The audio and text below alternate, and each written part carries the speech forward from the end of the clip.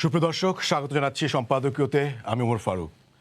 Metro rail, Padma সেতু সহ উন্নয়নে প্রধানমন্ত্রী ইতিহাস সৃষ্টি করেছেন এমন কথা বলার সঙ্গে সঙ্গে বিএনপি দলীয় সংসদ সদস্য হারুনুর রশিদ প্রশ্ন করেছেন, দেশে কি গণতান্ত্রিক ব্যবস্থা আছে? আওয়ামী লীগ সাধারণ সম্পাদক ইতিপূর্বে বলেছেন, বরং বিএনপি গণতন্ত্রের পথে অন্তরায়। বিএনপির মুখে গণতন্ত্রের কথাকে ভূতের মুখে রাম নাম হিসেবে আখ্যায়িত করা হয়েছে অনেকবার। গণতন্ত্র আছে, গণতন্ত্র নেই, এমন বিতর্কের সূত্র ধরে আজকের সম্পাদকীয় গণতন্ত্র কোথায়। আর এ নিয়ে আলোচনার জন্য আমাদের স্টুডিওতে আছেন ডক্টর সেলিম মাহমুদ, তথ্য ও গবেষণা সম্পাদক, বাংলাদেশ আওয়ামী লীগ। আছেন শেখ রবিউল আলম রবি, সদস্য, জাতীয় নির্বাহী কমিটি, বিএনপি। এছাড়া অনলাইনে আমাদের সাথে যুক্ত আছেন রাজেকুজ্জামান রতন, কেন্দ্রীয় কমিটির সদস্য বাসদ। দর্শক, আপনারাও এই আলোচনা শুনতে পারেন, এই জন্য আপনাদের ফোন করতে হবে টেলিভিশনে দেখানো নম্বরে। এছাড়া ফেসবুকের মাধ্যমেও আপনাদের মন্তব্য রাখতে পারছেন। আমরা আলোচনা শুরুর আগে দেখে নিচ্ছি প্রধান শিরোনাম। ভারতীয় ধরন দ্রুত ছড়ানোয় লাগামহীন করোনা, আরও 54 জনের মৃত্যু, চট্টগ্রামে সর্বোচ্চ। শনিবার থেকে সিনোফার্মের টিকা পাচ্ছেন মেডিকেল শিক্ষার্থী ও ফ্রন্টলাইনাররা। 8 দিন পর নিজেই ফিরলেন নিখোঁজ ইসলামী বক্তা আবু তহা। পারিবারিক কারণে আত্মগোপনে ছিলেন প্রথম স্ত্রীর বাড়িতে, ডিবির জিজ্ঞাসাবাদে স্বীকার। পরিমণি ইস্যুতে গ্রেফতার অমির বিরুদ্ধে এবার দুবাইয়ে মানব পাচারের মামলা। অবৈধভাবে বিদেশে পাঠিয়ে কোটি কোটি টাকা হাতিয়ে নেওয়ার অভিযোগ, গাড়ি জব্দ। বাইং হাউসের আড়ালে প্রাণঘাতী মাদক আইসের কারখানা। লন্ডন থেকে পড়াশোনা করে এসে বানাতো নিজেই। বিশ্ববিদ্যালয়ের শিক্ষার্থীরাই ছিল টার্গেট। রাজধানীতে আটক 6। এবং ঢাকা ব্যাংকের বংশাল শাখার ভল্ট থেকে প্রায় 4 কোটি টাকা উধাও। জড়িত সন্দেহে ক্যাশ ইনচার্জ সহ গ্রেফতার 2। তদন্তের পরই ব্যবস্থা।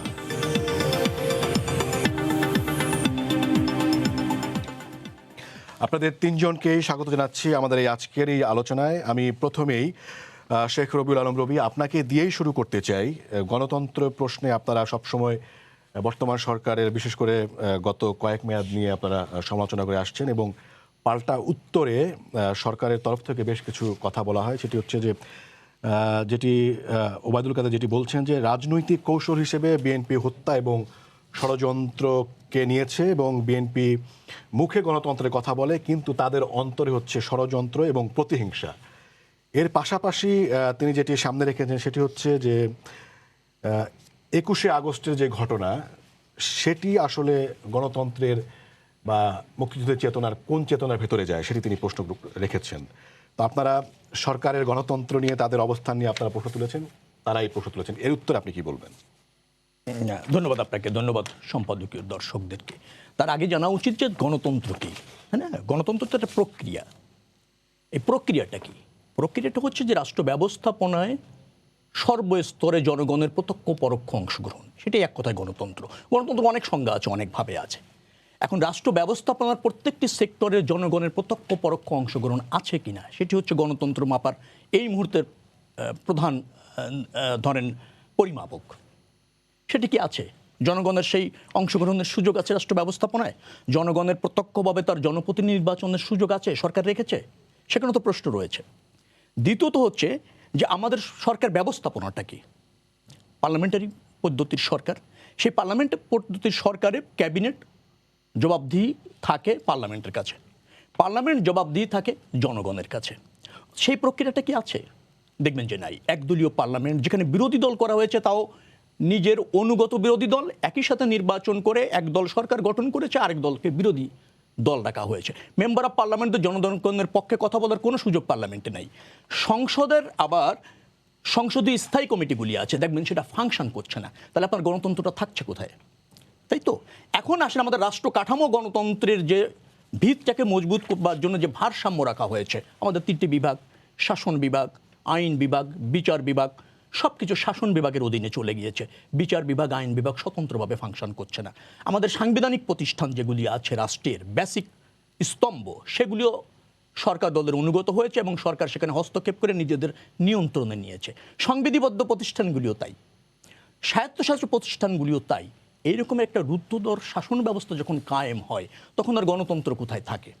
এখন ওই আপনি শিরোনামে বলছিলেন যে গভর্নমেন্ট তো উন্নয়নের অনেক কাজ করছে, পদ্মা সেতুর কথা বললেন, মেট্রো রেল কথা বললেন, যেটা সূত্র ধরে পার্লামেন্টে হয়েছে আর কি। এখন ধরেন পৃথিবীর যেখানে ফ্যাসিজম আছে, আপনাদের সংসদ সদস্য বলেছেন যে উনি স্বীকার করেছেন যে প্রধানমন্ত্রী উন্নয়নের বিভিন্ন ক্ষেত্রে ইতিহাস সৃষ্টি করেছেন। না আমি আপনাকে বলছি যেটা উনি বললেন যে সূত্র ধরে, ধরেন পৃথিবীতে যেখানে ফ্যাসিজম থাকে, যেখানে আপনার ধরেন স্বৈরতান্ত্রিক শাসন ব্যবস্থা থাকে, সেখানে কি রাষ্ট্রের রুটিন কাজ হয় না? সেখানেও কিছু উন্নয়ন হয় না? হয়। রাষ্ট্র তো থেমে থাকে না, কিন্তু তার মানে কি সরকার বৈধতা পায়? কিছু তার মানে বলছেন কি না, গণতন্ত্র উনি বলছেন যে ইতিহাস প্রতিষ্ঠিত সৃষ্টি হয়? করেছেন। ইতিহাস সৃষ্টি করা আর হচ্ছে কিছু করা কিন্তু বাংলাদেশের উন্নয়নের ইতিহাস সৃষ্টি হয়েছে বলে আমার জানা নেই। আপনাদের সংসদ সদস্য বলছেন। না, আমাদের সংসদ সদস্য কি বলেছেন উনি হয়তো উনি জানতে পারেন, কিন্তু বাংলাদেশের মেগা প্রজেক্টের নামে লুটপাট হচ্ছে, এটা তো সত্য। বাংলাদেশের 12 থেকে 14 বছরে একটা মেগা প্রজেক্ট শেষ করা যাচ্ছে না, এটাও তো সত্য। প্রকল্প ব্যয় 5 গুণ 7 গুণ 10 গুণ বাড়ছে, এটা সত্য, এটা তো অস্বীকার করবেন না। প্রকল্প যখন নির্দিষ্ট মেয়াদে শেষ না হয়, প্রকল্পর ব্যয় যখন, আমি শেষ করে দিই এক বাক্যে, আপনি বলবেন, আমি প্রশ্নটা করি, সেটা হচ্ছে এত কিছু যখন নাই তখন এত ইতিহাস কিভাবে সৃষ্টি হচ্ছে?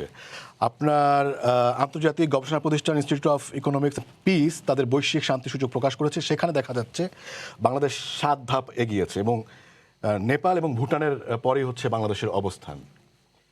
মানে এত নাইয়ের পরে, মানে সেটাকে আপনি কিভাবে ব্যাখ্যা করবেন? এত নাই যেভাবে এগিয়েছে তা তো নেপাল আর ভুটানের পরে আমরা কেন থাকবো?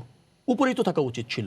সাউথ এশিয়ায় যদি আপনি যান তো আমাদের তো আরো, আপনাদের দুর্নীতিতে আমরা তো এখন আফগানিস্তান ছাড়া তারপরেই আমাদের অবস্থান রয়েছে।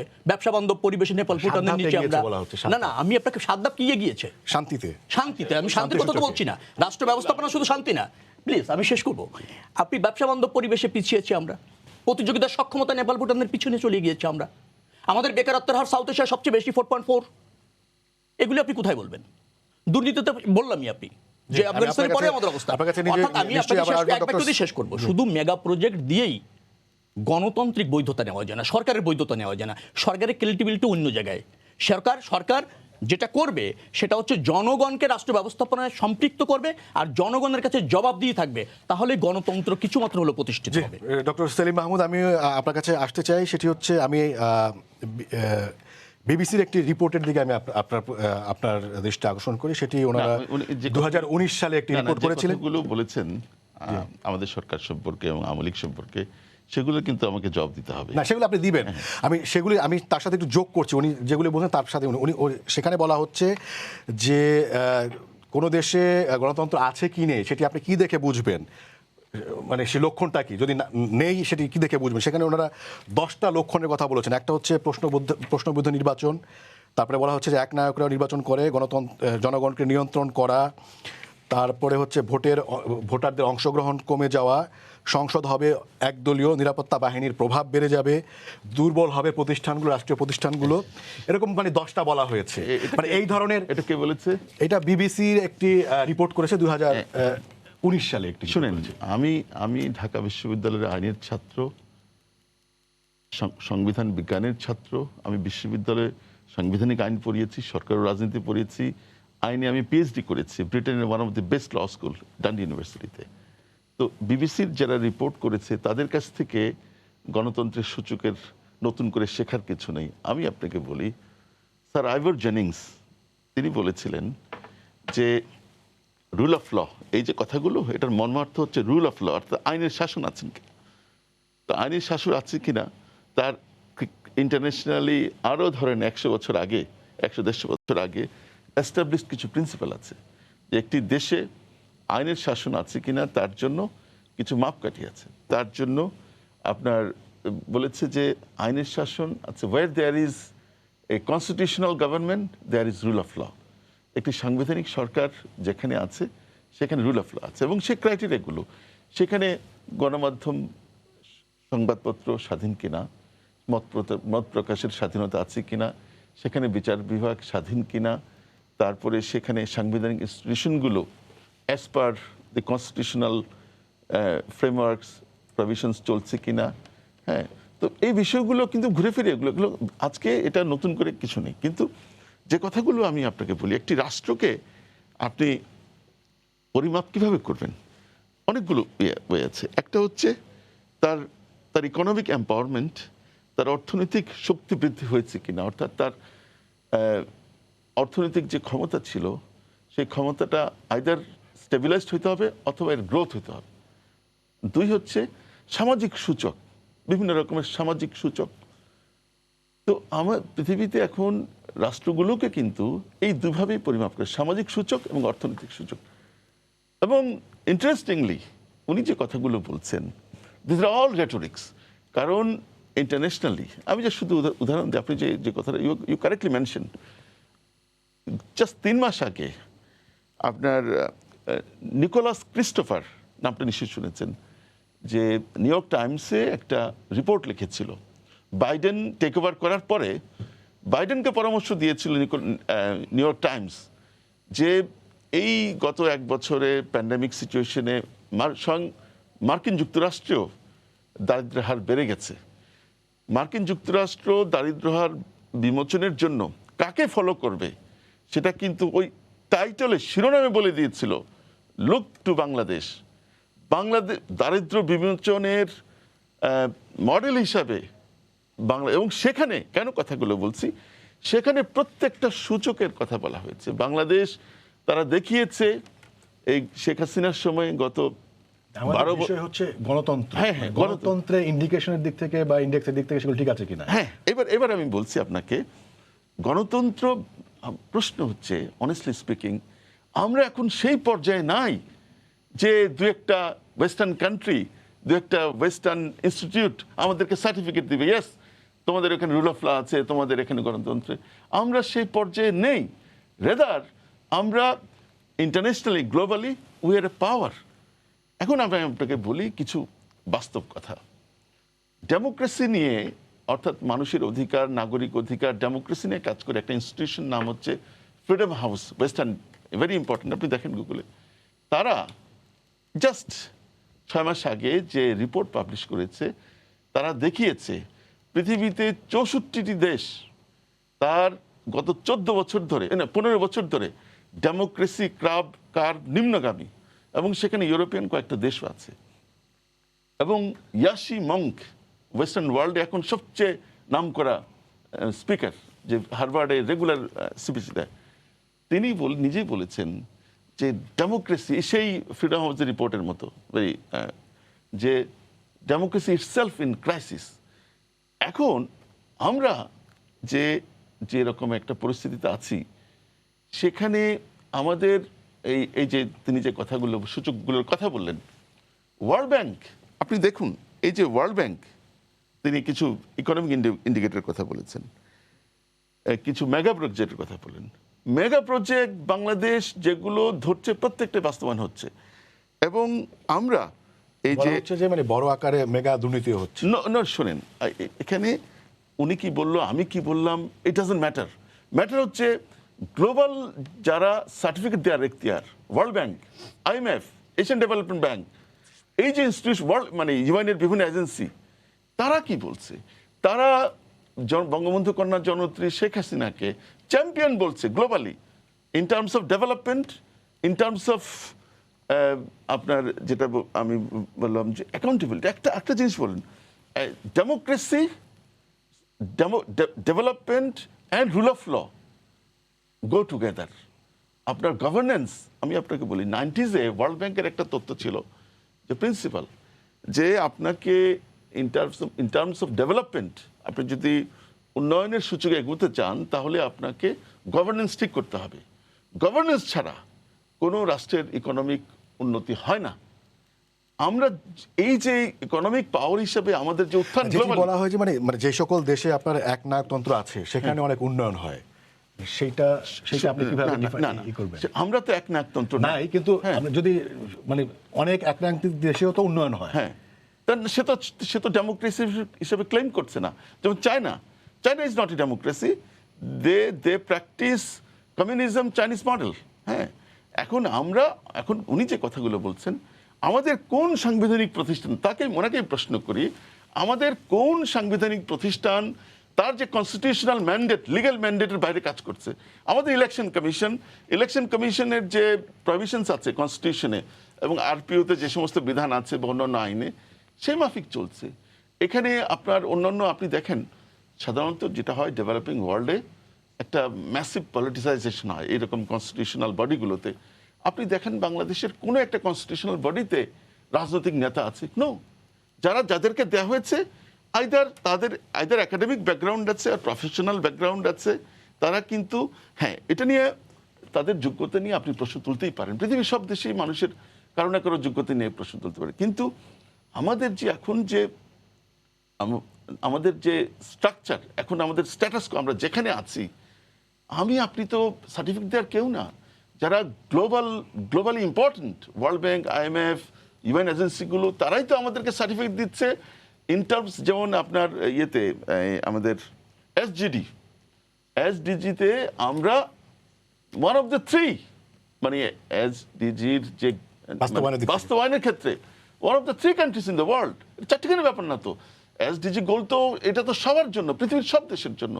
সেখানে আমরা পারফরমেন্সের ক্ষেত্রে, আমাদের যে প্রোগ্রেসের ক্ষেত্রে আমরা one of the three countries in the world. জি, ডক্টর সেলিম মাহমুদ, আমি নিশ্চয়ই আপনার কাছে আবারও ফিরব। রাজিকুজ্জামান রতন, আমি আপনার কাছে আসতে চাই। আপনি শুনছিলেন দুজনের বক্তব্য। একজন বলছেন যে গণতন্ত্র নেই, আর ডক্টর সেলিম মাহমুদ বলছেন যে গণতন্ত্র এবং সুশাসন যদি না থাকতো তাহলে যেই উন্নয়ন দেখা যাচ্ছে সেটি আসলে সম্ভবই হতো না।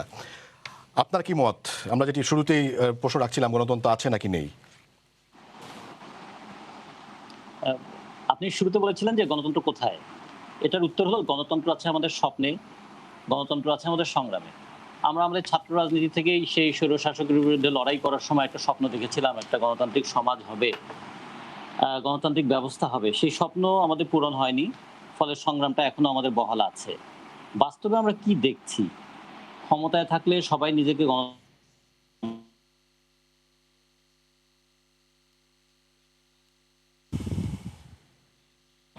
উপহার দিচ্ছেন অথবা কি ধরনের পরিবেশ পরিস্থিতি বজায় রেখেছেন।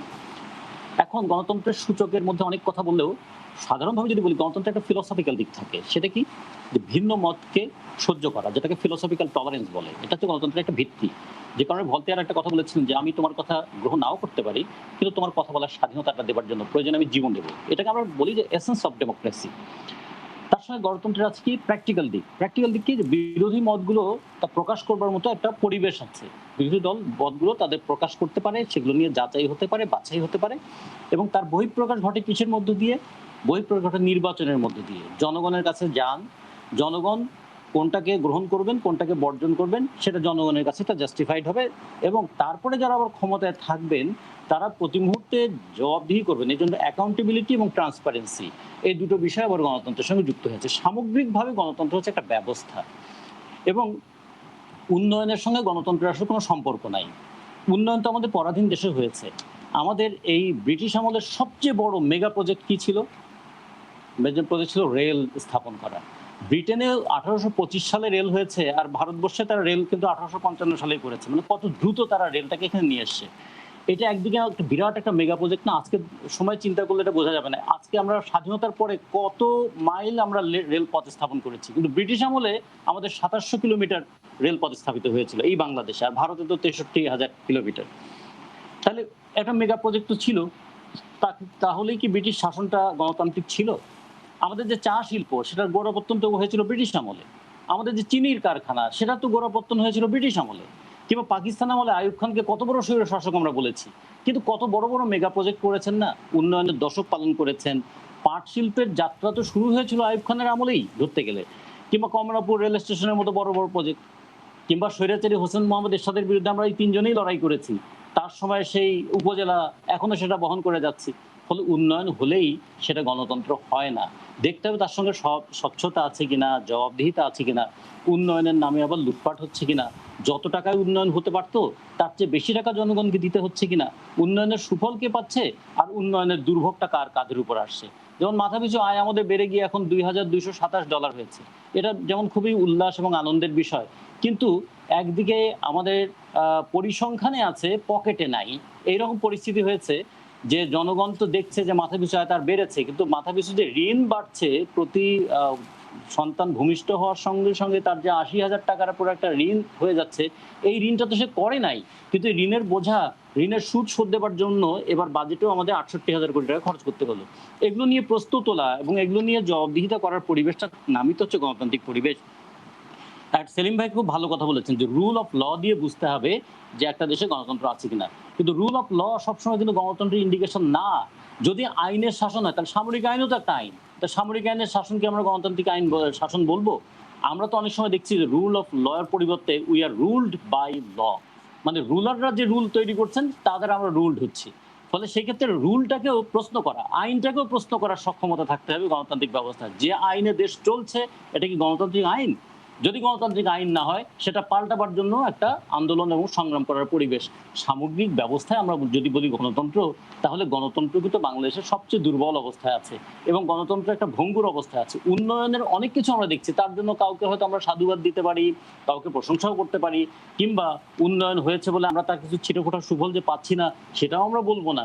কিন্তু গণতন্ত্র বলতে যেটা বোঝায়, ওই ড্যানিং সাহেবও একটা কথা বলেছিলেন যে একটা মানে ড্যানিং একটা খুব ভালো কথা ছিল এরকম যে একজন প্রজার একটা ভাঙা ঘরের মধ্য দিয়ে রাত্রেবেলা চাঁদের আলো আসে, সেই ঘরটাও কেড়ে নেবার অধিকার ব্রিটেনের রাজার অথবা রানীর নাই। এইটাকে বলছে যে প্রত্যেকের রাইট টু পজিশন, মানে মানুষের অধিকার রক্ষা। আমরা কি ভোটের সময় আমাদের সেই অধিকারটা রক্ষা করতে পারলাম? আমরা কি ভোট দিয়ে আমাদের পছন্দ মতো নেতা অথবা শাসক নির্বাচন করতে পারলাম? ফলে এগুলো যদি না থাকে তাহলে অনেক উন্নয়নের মধ্যেও মানুষের কিন্তু একটা হাহাকার থাকবে যে গণতন্ত্র তো আমাদের অধরাই থেকে গেল। বাংলাদেশে সেই পরিস্থিতিটাই আমরা দেখছি। জি, রাজীব জনরতন, আপনাকে ধন্যবাদ। শেখ রবিউল আলম রবি, আপনার কাছে আসতে চাই, সেটি হচ্ছে ডক্টর সেলিম আহমদ আপনার কাছে জানতে চেয়েছেন যে মানে বাংলাদেশের কোন সাংবিধানিক প্রতিষ্ঠানটি মানে যেভাবে চলার কথা সেভাবে চলছে না। বাংলাদেশের একটি সাংবিধানিক প্রতিষ্ঠানও সেভাবে চলছে না। উনি নির্বাচন কমিশনের কথা বলছেন, এটা ক্রেডিবল নির্বাচন কমিশন করতে পেরেছে? আজ পর্যন্ত দেখাতে পারেন যে পেরেছে? তারা অসহায়ত্ব প্রকাশ করেছে এবং খোদ নির্বাচন কমিশনই বলছে তারা অসহায়, তারা করতে পারেনি। নির্বাচন কমিশন থেকেই এই অভিযোগ আসছে। আমি আমার বক্তব্য শেষ করি প্লিজ, আপনি অবশ্যই বলবেন, আপনার কথা অনেক মূল্যবান, আমিও শুনবো। উনি একটা ইন্ডিকেট বলেছিলেন যে আইনের শাসন থাকলে বুঝতে হবে গণতন্ত্র আছে। আইনের শাসন আছে, পক্ষপাতদুষ্ট আইনের প্রয়োগ বাংলাদেশে হচ্ছে না। সরকারি দল হলে সব কিছু মাপ, আর বিরোধী দল হলে, ভিন্ন মত হলে তার জন্য খড়গস্ত হচ্ছে বাংলাদেশের আইন। আইন বিভাগ কাজ করছে, দেখেছি মানে সরকারি দলেরও বিভিন্ন নেতাদেরকে যেটাকে একেবারে আপনার হাইড করা যায় নাই, অথবা মনে করেন যে সরকারের ভাগ বাটোয়ারার সাথে অসন্তোষ হয়েছে, সুবিধাভোগের সাথে অসন্তোষ হয়েছে, এরকম দুই একটি নজির আপনি দেখাতে পারবেন। এই যে আমাদের মহাহিসাব ও নিরীক্ষণ অধিদপ্তর, এটাও তো একটা সাংবিধানিক প্রতিষ্ঠান। রাষ্ট্রের এই যে সম্পদের যে লুট অথবা পাচার আজ পর্যন্ত দেখেছেন তাদের অডিটে বেরিয়ে আসছে। তাহলে কোন সাংবিধানিক প্রতিষ্ঠানটা কাজ করলো? এখন বলি অর্থনৈতিক সক্ষমতা বেড়েছেন, সেলিম ভাই বলছিলেন, হ্যাঁ জনগণ অধিকারের ট্যাক্স দিচ্ছে, ভ্যাট দিচ্ছে। আপনি যদি অর্থনৈতিক সক্ষমতা, রাষ্ট্র কি ভূমিকা রেখেছে? রাষ্ট্রায়ত্ত খাতের অবস্থা কি? এই যে সরকারি রেল বলেন, বিমান বলেন, রাষ্ট্রায়ত্ত কলকারখানা এখনো তো ২,০০০ কোটি টাকার উপর ভর্তুকি দিচ্ছেন বাজেটে জনগণের অর্থ থেকে, যেটা সরকার পরিচালিত। সেখানে তো দৈন্য দশা, সেটা তো জাতীয় বাজেটে আপনি সেখান থেকে বিন্দুমাত্র কন্ট্রিবিউশন করতে সক্ষম হচ্ছেন না। আরও জনগণের ট্যাক্সের টাকা সেখানে আপনি ভর্তুকি দিচ্ছেন, ইভেন রাষ্ট্রায়ত্ত ব্যাংকগুলিতে পর্যন্ত মূলধন যোগান দিচ্ছেন। তাহলে সরকার সফল হয় কোথায়? আমি অধিকারের ট্যাক্স দেবো, সেটা দিয়ে অনুন্নয়ন খাতে ব্যয় করবেন, রাষ্ট্র ব্যবস্থাপনায় ব্যয় করবেন। এডিপিটা যা রেখেছেন 2,25,000 কোটি টাকায় রেখেছেন, তার মধ্যে 2,14,000 কোটি টাকাই হচ্ছে ঘাটতি বাজেট। সম্পূর্ণ এডিপি রেখেছেন বিদেশি ঋণ, বিদেশি সহায়তা এবং দেশের আভ্যন্তরীণ ব্যাংক থেকে ঋণ নিয়ে। এটা কি কোনো অর্থনৈতিক সক্ষমতা হলো? এটাকে আপনি অর্থনৈতিক সক্ষমতা বলবেন? ওই রতন ভাই বলছেন 85,000 টাকা আমাদের প্রত্যেকের ঋণের দায়ভার নিতে হচ্ছে। আমি অধিকারে ট্যাক্স দিচ্ছি, আমি অধিকারে ভ্যাট দিচ্ছি, তারপর আপনি ঋণ করছেন, সেই ঋণের অংশ জনগণ দিচ্ছে, জনগণের ঘাড়ে আসছে, আর লুটপাট করে হচ্ছে আপনার সরকারি দলের লোকজন সেগুলি সুবিধা পাচ্ছে, লুটপাট করছে। এটা তো গণতান্ত্রিক এবং উন্নয়ন হতে পারে না। আরেকটা জায়গা হচ্ছে গণতন্ত্র এবং উন্নয়ন দুটি ভিন্ন জিনিস। আপনি সেটা ইন্ডিকেট করতে চেয়েছিলেন। সেলিম ভাইদের এই জিনিসটা কিন্তু বুঝতে হবে। হ্যাঁ, যদি না বোঝেন সমস্যা।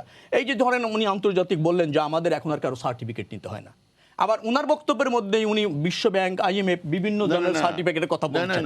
এখন আমি শেষ করে দিলে আপনি বুঝবেন। যেমন ধরেন আন্তর্জাতিক ইন্ডিকেটগুলো তো বলছে যে বিশ্বের এখন 5টি স্বৈরতান্ত্রিক দেশের মধ্যে আমরা চলে গিয়েছি।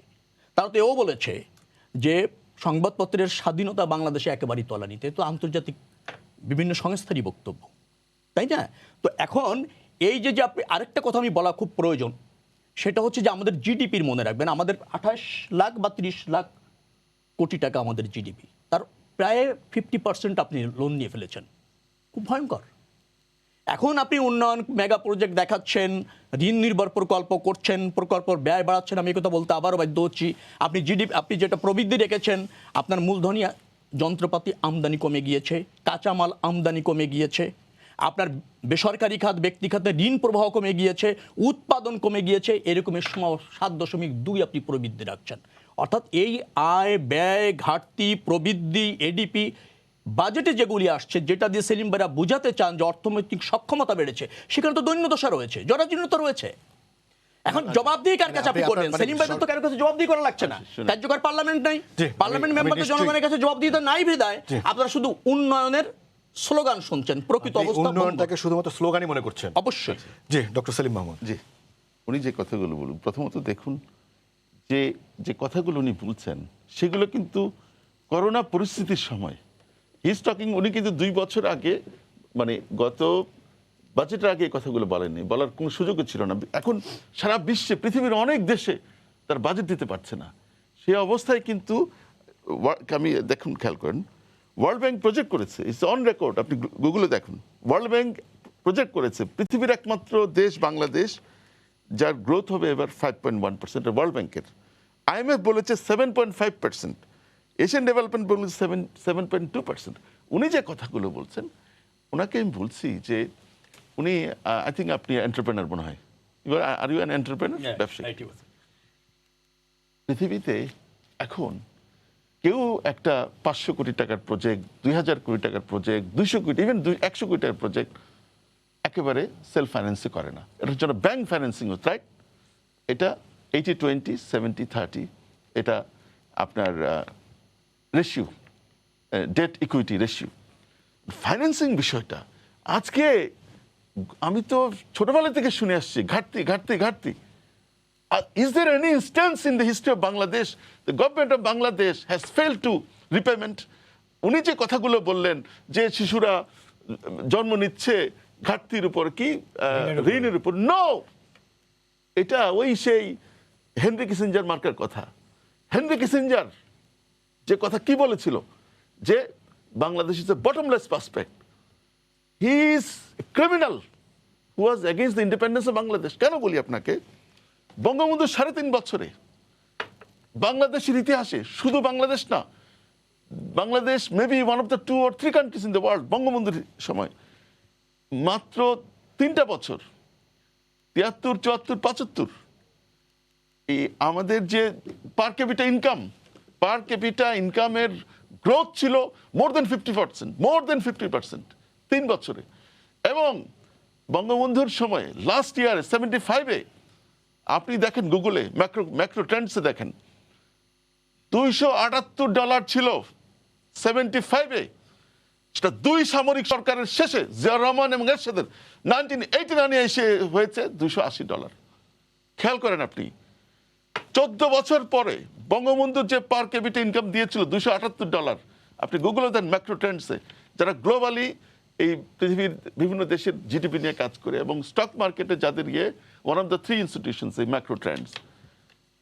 এখন সেই বাংলাদেশ আজকে, আমরা যে কথাটা ওনারা বলছেন হঠাৎ করে, what they are saying is just nonsense, যে এরকম ঘাটতি বাংলাদেশের ইতিহাসে আমাদের গভর্নমেন্ট অফ বাংলাদেশ, হ্যাঁ, এরকম কোনো তার ডিএসএল পেমেন্টে ফেল করেছে কিনা।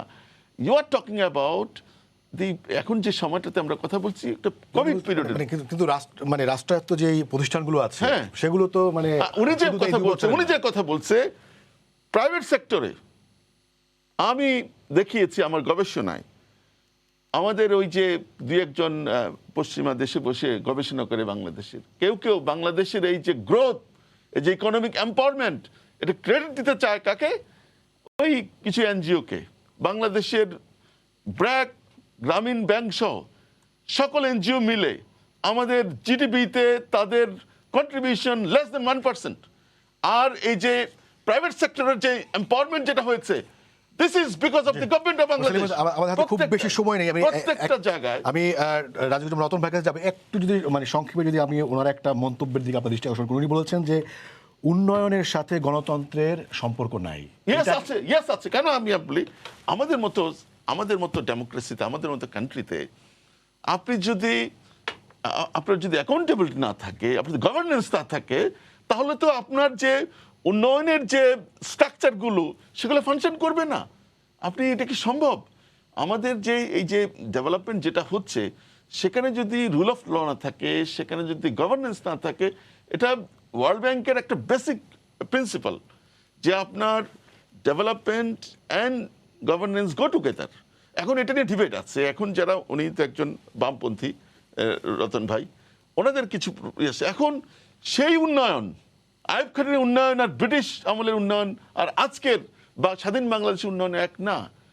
আমার আজকে উন্নয়ন হচ্ছে আমার দেশের জনগণের কিন্তু এখন expectation। যতটুকু উন্নয়ন হচ্ছে সেটা নিয়ে প্রশ্ন তুলেছেন, মানে কারা সেই উন্নয়নের সুবিধাভোগী সেটা নিয়ে উনি প্রশ্ন তুলেছেন। সুবিধাভোগী শোনেন, যখন উনি বুঝবেন এন্টারপ্রেনারশিপ, যখন একটা রাষ্ট্র কমান্ড অ্যান্ড কন্ট্রোল ইকোনমি থেকে মার্কেট ইকোনমি যায় একটা ট্রানজিশন পিরিয়ডে, তখন এইটা ওয়েস্টার্ন ওয়ার্ল্ডে হয়েছে, আমেরিকা হয়েছে।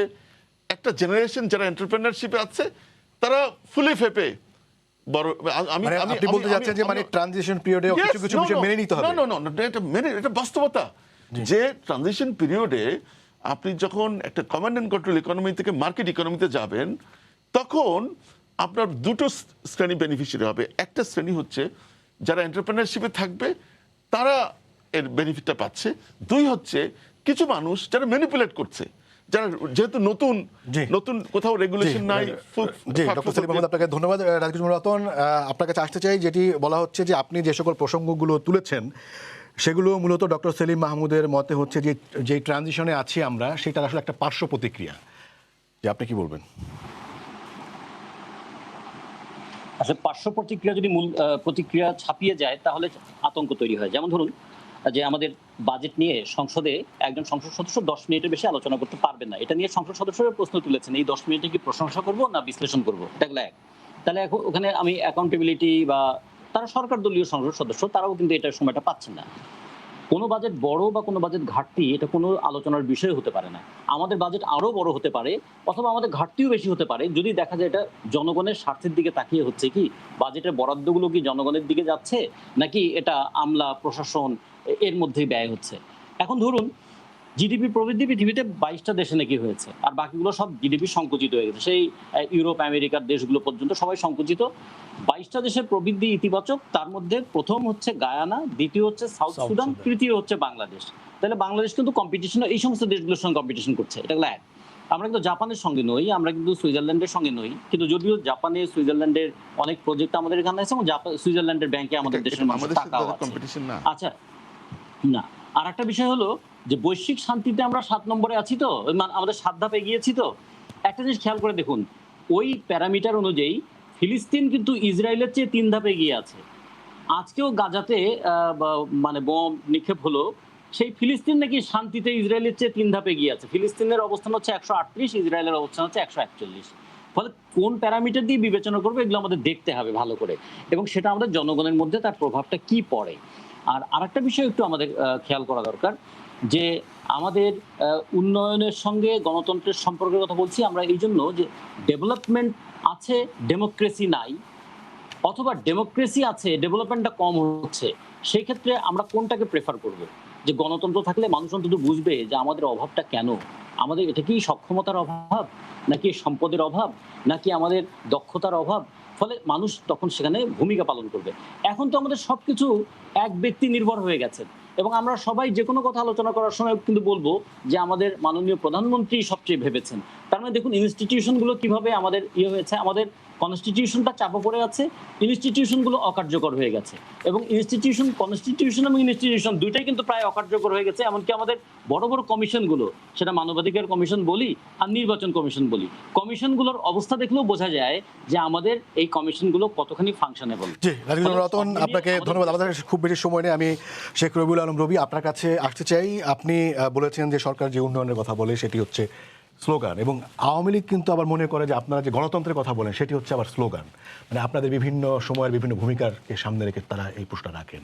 এবং ওবায়দুল কাদের বলেছেন যে বিএনপির মুখে গণতন্ত্র হচ্ছে ভূতের মুখে রাম নাম। সেইটা আসলে আপনারা কিভাবে ব্যাখ্যা করেন? আপনাদের কাছে কি গণতন্ত্র আসলে স্লোগানই নাকি সেটা আসলে আপনারা একটা মিন করেন? না, আমরা ধরেন কি স্লোগান, ওবায়দুল কাদের সাহেব কি বলেছেন, উনি তো বিভিন্ন সময় বিভিন্ন কথা বলেন। কিভাবে বলেন, কেন বলেন, তাও আমার কাছে জাতীয় গুরুত্ব আছে কিনা সেটা নিয়েও আমার কাছে সন্দেহ রয়েছে। আমরা চাইছি এটা কি? আমরা চাইছি এটা ক্রেডিবল নির্বাচন। সহজ কথা, আমরা বলছি বাংলাদেশের 16 কোটি মানুষ এখন সরকারের একনায়কতন্ত্রের শিকার, সেখান থেকে সরকারকে বেরিয়ে আসতে হবে। এটা গণতন্ত্র আমরা চাইছি এইভাবে যে মানুষ ইম্পাওয়ারমেন্ট করার, আপনি জনগণকে তাদের সুযোগ দেন। তারা যদি আওয়ামী লীগকে বেছে নেয় কোনো সমস্যা তো নেই, এবং তারা যদি রাষ্ট্রের মালিকানা ফিরে পায়, তারা যদি আমাদেরকে ভোট না দেয়, আমাদের কোনো সমস্যা নেই। কিন্তু আপনি মানুষের ভোট দেওয়ার প্রক্রিয়ায় হস্তক্ষেপ করবেন এবং রাজনৈতিক কর্মসূচিতে হস্তক্ষেপ করবেন, রাষ্ট্রযন্ত্র দিয়ে নিধন করবেন, বিরোধী দল দমন করবেন, পীড়ন করবেন, নিশ্চিহ্ন করবেন, আবার ধরেন ভিন্ন মতকে দমন করবেন।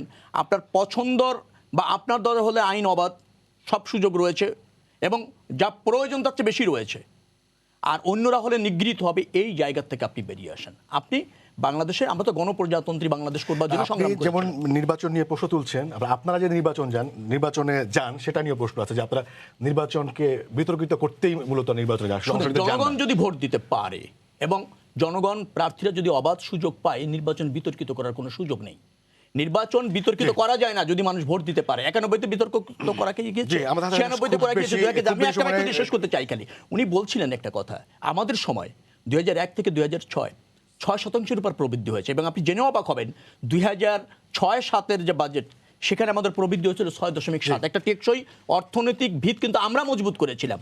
তো এটা তো অস্বীকার করা যাবে না। ডক্টর সেলিম মাহমুদ, যেটি বলা হচ্ছে যে স্বচ্ছতা, জবাবদিহিতা নিয়ে দুজন বক্তাই, আপনার আমাদের প্যানেলের অন্য যে দুইজন বক্তা তারা প্রশ্ন তুলেছেন, এবং নির্বাচন নিয়ে কিন্তু বারবারই প্রশ্ন আসছে যে আসলে জনগণের মতের প্রতিফলন ঘটছে না এবং তারা মতটা আসলে দিতে পারছে না। সেখানে আসলে কিভাবে বলবেন যে আপনি গণতন্ত্র আছে? আচ্ছা দেখুন, বিএনপি তো একজন বিএনপির নেতা।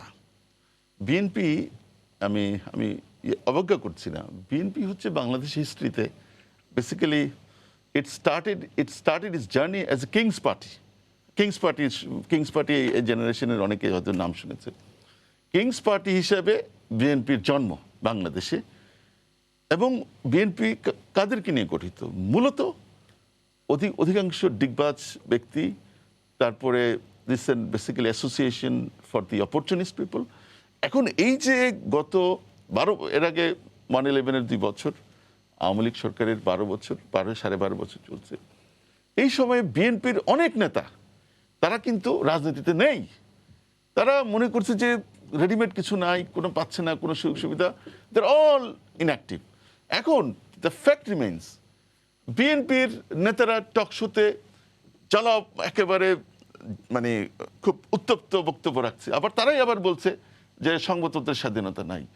আমাদের এই 21 শতকে এসে বা 20 শতকের শেষের দিকে এই যে electronic media is part of, যেটাকে আমরা ট্র্যাডিশনালি সংবাদপত্র বলি আর কি, গণমাধ্যম, তাদের কিন্তু কোনো রেস্ট্রিকশন নাই। তারা বলছে পৃথিবীর কোথাও বাংলাদেশের মতো এরকম টক শো, ওপেন, রাজনীতিবিদরা কথা বলে। ইভেন ইন্ডিয়াতে এত বড় ডেমোক্রেসি, কয়টা চ্যানেলে, এনডিটিভি আর 2-1টা ছাড়ার, তারপরে কথা শুনেন একদমই 30 সেকেন্ডের সময় আছে। বিএনপির ব্যবসায়ীরা মানে পিসফুলি ব্যবসা করছে, কেউ ডিস্টার্ব করছে না। বিএনপির যেখানে আছে তারা সব জায়গায় তো they are enjoying their civil and political rights. আমি তো কোনো প্রবলেম দেখি না। কিন্তু আজকে যে আমরা যেখানে আছি, রাষ্ট্রটাকে যেখানে নিয়ে আসছে এবং যেখানে স্বপ্ন দেখছি, আপনি দেখুন, উনি বলল যে ইকোনমি খুব বেশি, আমি এক মিনিটে শেষ করে দিচ্ছি। একদমই 2 বাক্য সেকেন্ডে। ওনাদের সময়ে, ওনাদের 5 বছরে 2002 থেকে 6 পর্যন্ত ওনাদের জিডিপির গ্রোথ ছিল, মানে অ্যাকুমুলেটেড ফিগার, এডিশন হয়েছে মাত্র $17 বিলিয়ন ওনাদের। আমাদের প্রথম 9 থেকে 13 পর্যন্ত 71 বিলিয়ন। দ্বিতীয় দফা যেটা 14 থেকে 18 পর্যন্ত $108 বিলিয়ন গ্রোথ।